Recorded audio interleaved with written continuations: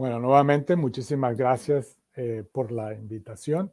El último tema que les voy a hablar es sobre el futuro del cuidado neurocrítico de pacientes con ictus. A pesar de que la charla fue de ictus isquémico, realmente me voy a referir a todos ictus, es decir, ictus o accidentes cerebrovasculares, como les gusta llamarlos, que a pesar de que no son accidentes, es ictus hemorrágico o isquémico, ya sea hemorragia intracraniana, hemorragia subaracnoidea o ictus isquémico como tal. No tengo ningún conflicto de intereses que me impida pues hablar sobre este tema hoy. Vamos a hablar un poco sobre lo que es la injuria primaria y la injuria secundaria cerebral, cuáles son los mecanismos patofisiológicos que llevan a esa injuria después del ictus y hablar sobre cuál es la evidencia científica que tenemos en el momento para predecir o para prevenir esas injurias secundarias y cómo hacer que el cerebro sea más feliz, ¿no? Realmente hacer un cerebro feliz y discutir los criterios de admisión en la neuro-UCI para pacientes con ictus y de pronto ahorita adentrarnos, como les había hablado con anterioridad en la charla magistral sobre inteligencia artificial, cómo se podrían aplicar esos conceptos en el ictus, ¿no? Entonces, primero consideremos qué es la injuria primaria y injuria secundaria. La injuria primaria sencillamente es aquella que ocurre en el momento del impacto, ¿no? O en el momento en que llegó la injuria, ¿no? Esa es la injuria primaria. Por ejemplo, en el trauma craneoencefálico fue el momento del impacto del cráneo contra el objeto contundente, ¿no? En este caso. Si es el ictus hemorrágico fue en el momento en el que el vaso sanguíneo presentó la rotura que llevó al sangrado, o si es el ictus isquémico, entonces en el momento en que ese vaso arterial se ocluyó por un trombo, ¿no? O un émbolo. Y la injuria secundaria es lo que sucede después, es decir, toda la cascada destructiva que se autopropaga después de que ese tejido ha sufrido una disfunción inicial o esas células han perecido o han fallecido durante las horas o los minutos siguientes después del insulto inicial. Y obviamente hay unos factores, como vamos a ver, que contribuyen a esa injuria secundaria y que nosotros tenemos la responsabilidad como neurointensivistas de no solamente anticiparlas, sino también prevenirlas. Y si no las podemos prevenir, pues tratarlas lo mejor que podamos para hacer que ese cerebro esté feliz, que esté lo más feliz posible. Es decir, aquí hay una diapositiva con una caricatura de lo que sucede después, por ejemplo, del ictus. En este caso es el ictus isquémico. Obviamente hay una gran cascada inflamatoria, ¿no? Que se autopropaga, como les dije con anterioridad, y cuya función es sencillamente, obviamente, tratar de reemplazar ese tejido muerto por un tejido de cicatrización, obviamente que las células van a interpretar eso como algo regenerador, pero realmente para el ser humano es devastador porque pues eso va a llevar a un reemplazo de tejido funcional por tejido que no es tejido neuronal, ¿no? Lo cual va a llevar a conllevar una discapacidad importante. Realmente lo que sucede, la mejor forma de pensar en esto es una erupción volcánica, no es lo que realmente pasa. Hay una erupción dramática de toda esa cascada inflamatoria. Lo que queremos es de pronto llegar, como esta imagen del río Baupés de Colombia, tan hermoso, es una sensación de paz y felicidad interior, por así decirlo, hacer que el cerebro esté feliz, ¿no? Al cerebro realmente no le gusta cuando tiene injuria, ¿no? Cuando hay un arma contundente que llegó al cerebro, tiene una ictus isquémico o un ictus hemorrágico.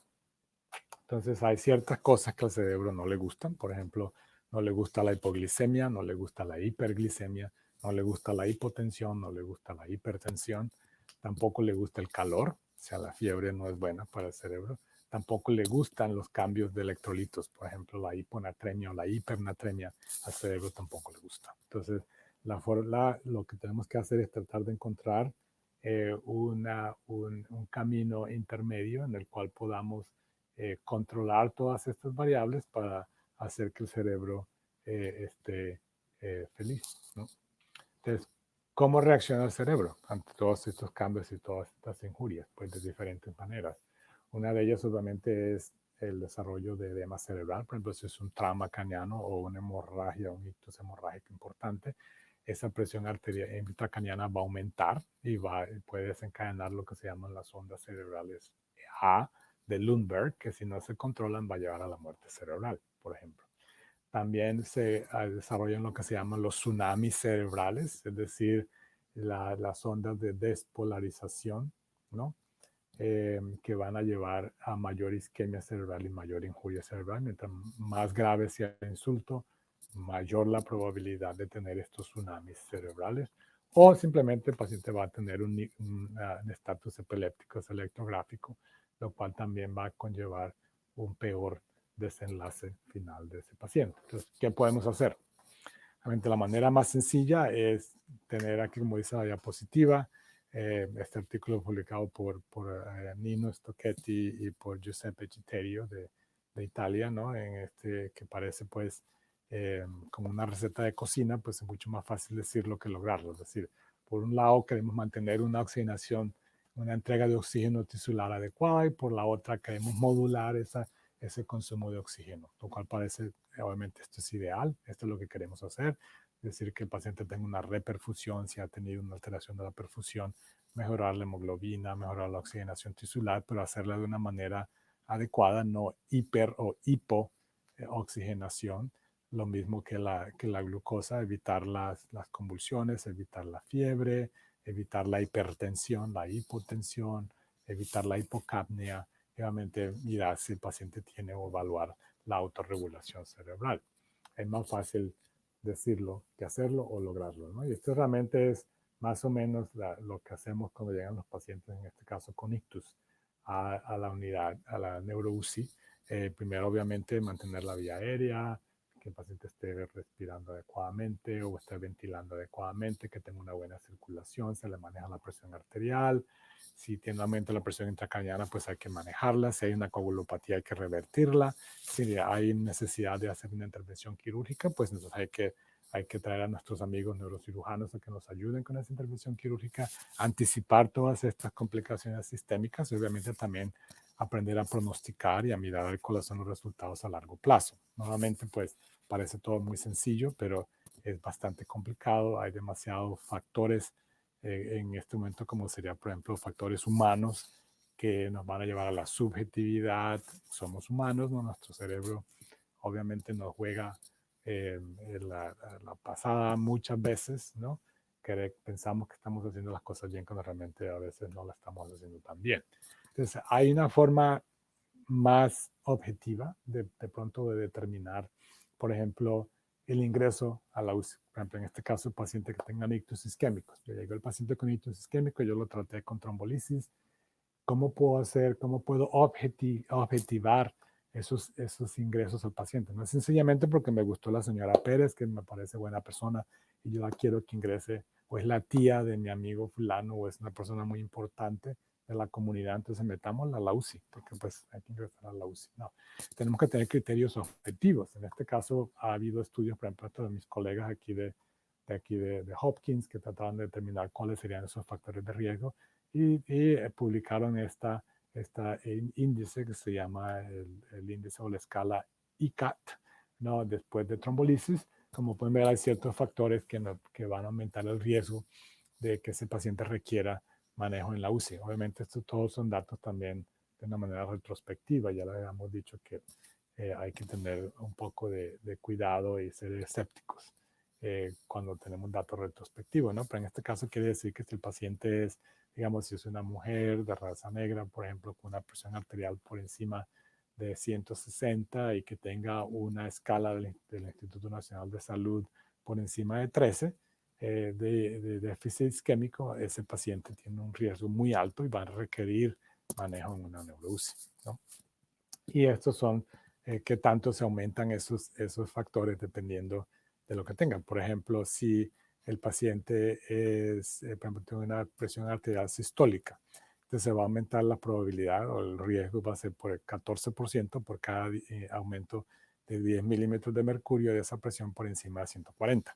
O por ejemplo, si el paciente tiene la escala del Instituto Nacional de Salud, se va a aumentar en un 10% el riesgo por cada punto que aumente esa escala. Entonces, habrá que mirar si se puede validar esto de manera prospectiva de tal manera que podamos objetivizar un poco más y con una base de datos mucho mayor, multicéntrica, para poder determinar si esto es realmente válido o no.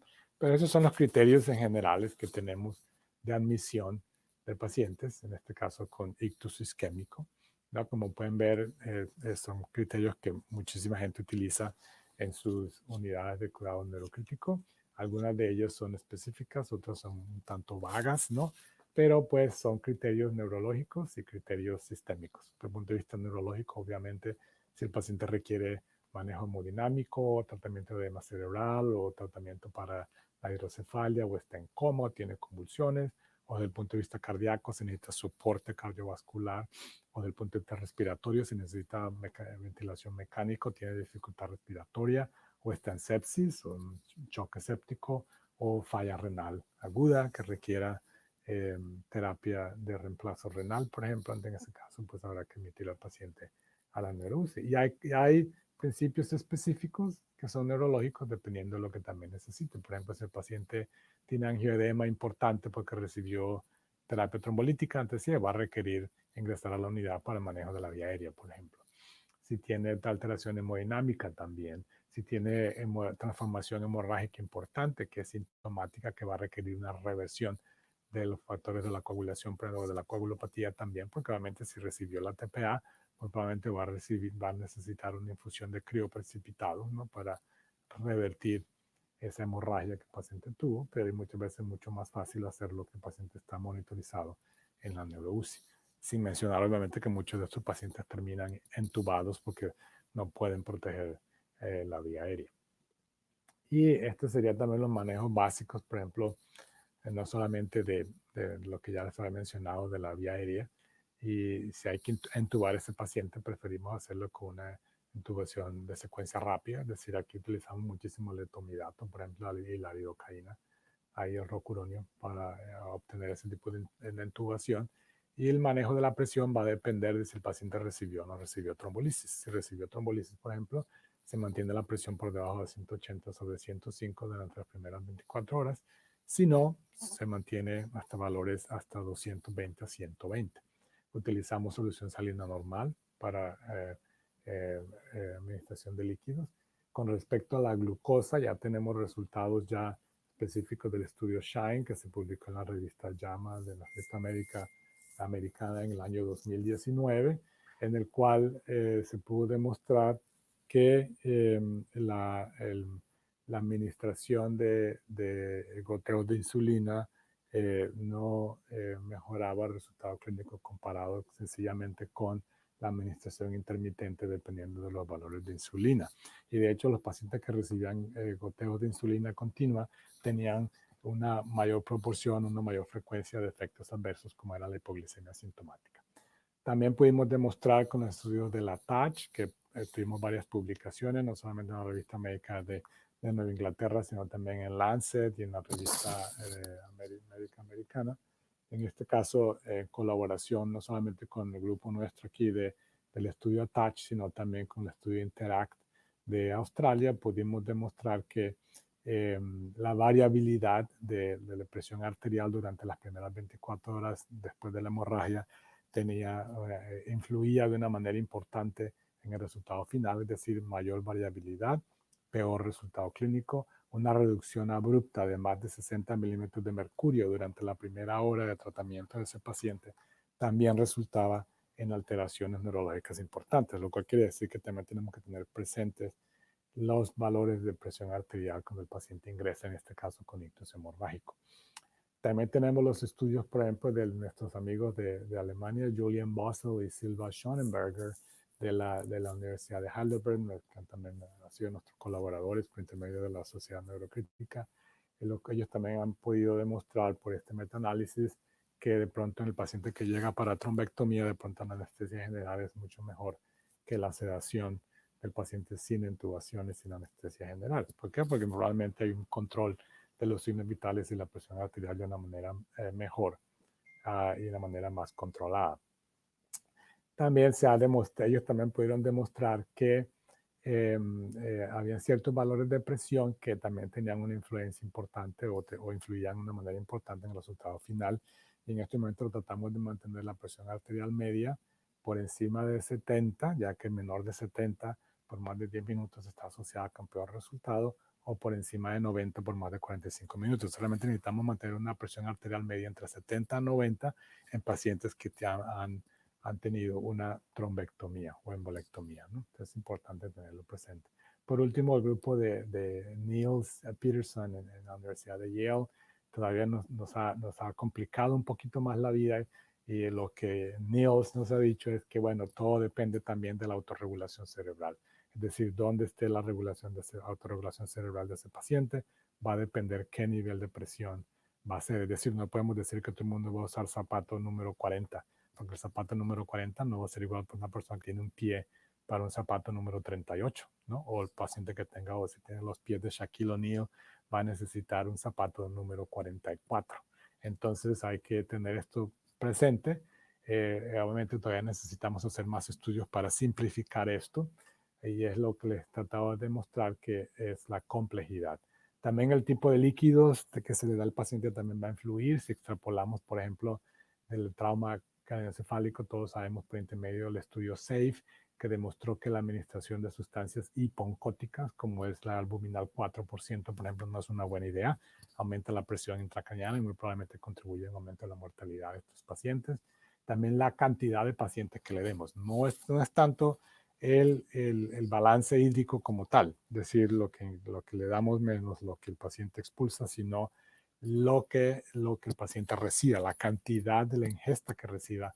Mayor ingesta, hay una asociación con peor resultado clínico, como nos ha demostrado también Raymond Helbach de la Universidad de Innsbruck, y también Mathieu van der Jagt de la Universidad de Rotterdam han encontrado también estos resultados en hemorragias arácnidas. Y más recientemente, también Mathieu y su grupo también nos ha demostrado por intermedio del estudio de Center TBI, también de Europa, de multicéntrico, también demostró lo mismo en pacientes con trauma. Entonces hay que tener mucho cuidado también con la cantidad de líquidos que le demos a los pacientes. El control de la fiebre también, como les dije, también es importante. Hay una asociación entre fiebre y aumento de la mortalidad hospitalaria y aumento de la estancia hospitalaria. Ahora no sabemos si es simplemente una asociación o si realmente hay una causa-efecto. Está el estudio Intrépido o Intrepid, que se acaba de terminar. Estamos esperando a ver los resultados finales del estudio, a ver qué nos dicen, si realmente hay que controlando la temperatura es una buena idea o no. O sea, realmente vuelvo a lo mismo. Necesitamos hacer que el cerebro esté feliz. Un cerebro feliz es un paciente con buenos resultados clínicos a largo plazo. Entonces, ¿cómo logramos esto? Obviamente, irnos por un punto intermedio, es decir, mantener la vía aérea, mantener la circulación, controlar la presión arterial, es decir, sobre todo, digamos, en pacientes con ictus hemorrágico isquémico, tenemos que mirar a ver cuál es la diana o cuál es el umbral que queremos obtener, y también tener presente la autorregulación cerebral dentro de esa ecuación, ¿no? La glucosa sérica ya hemos visto por el estudio SHINE, mantenerla de 110 a 180. La temperatura hasta el momento, tener el paciente normotérmico, evitar líquidos hipotónicos e hiponcóticos, y también darle obviamente la cantidad que este paciente requiera. No darle mucho, pero no sabemos qué tanto es mucho. Eso tenemos que continuar estudiando. ¿Qué pasa con pacientes como este, por ejemplo, en el cual tiene una oclusión proximal de la arteria cerebral media?